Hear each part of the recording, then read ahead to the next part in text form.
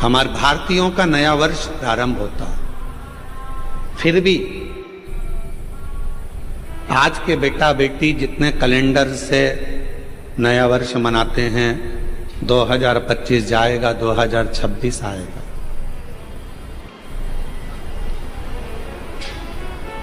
शिव महापुराण की कथा इस 2025 में आपके मुंबई में हो रही है।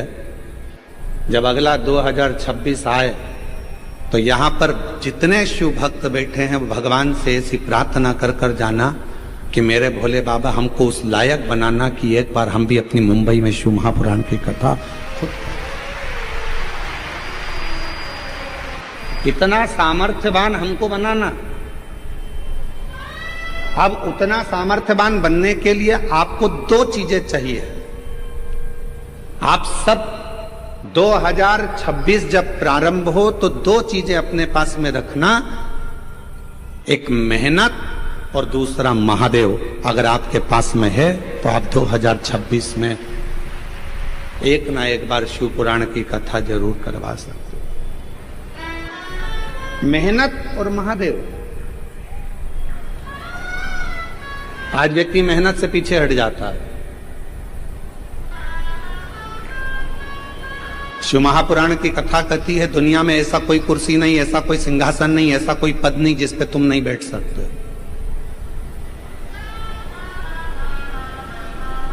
ऐसी कोई कुर्सी नहीं बनी है, ऐसा कोई पद नहीं बना, ऐसा कोई सिंहासन नहीं बना जिस पे आप नहीं बैठ सकते।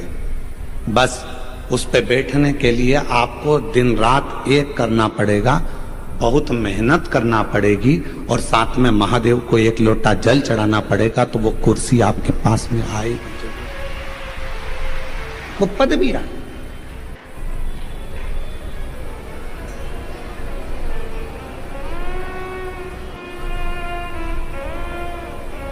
एक लाइन है, जो डर गया जम के बोलो वो मर गया।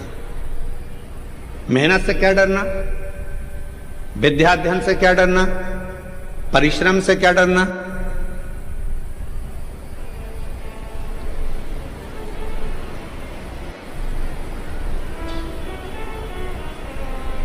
किसी ने कह दिया कि तू ये डॉक्टर की पढ़ाई नहीं कर सकता, तू नीट क्लियर नहीं कर सकता, तू आईएएस ऑफिसर नहीं बन सकता। जिसने कहा उसी दिन अपने मन में संकल्प कर लीजिए कि अब मैं नीट क्लियर कर कर रहूंगा, अब मैं सीए क्लियर कर कर रहूंगा, अब मैं आईएएस ऑफिसर बनकर रहूंगा।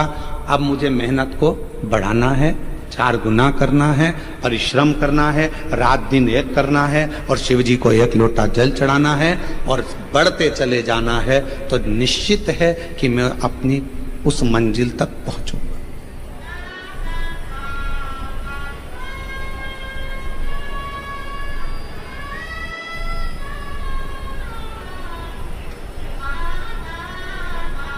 शिव पुराण करती क्या है?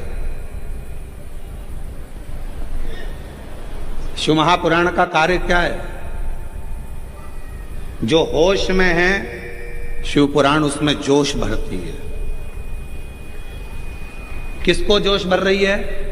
जम के बोलो, जो होश में है। शिव पुराण क्या करती है? जो होश में है उसको जोश भरती है। होश कैसा? कई लोग होते हैं नशे में रहते हैं, उनको होश ही नहीं रहता।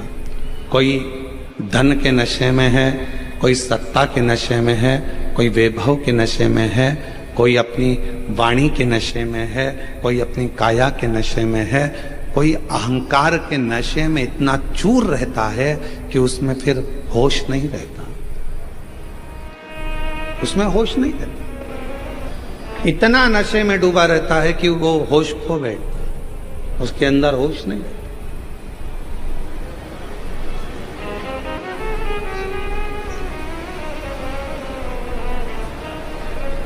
नशा केवल मदिरा का, दारू का नहीं होता, नशा अहंकार का भी होता, धन का भी होता। और याद रखना,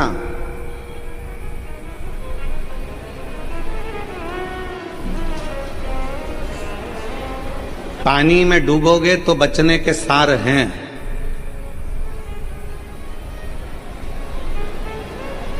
पानी में डूबोगे तो बच भी सकते हो, पर याद रखना दारू की प्याली में डूबोगे तो जिंदगी में कभी नहीं बच पाओगे।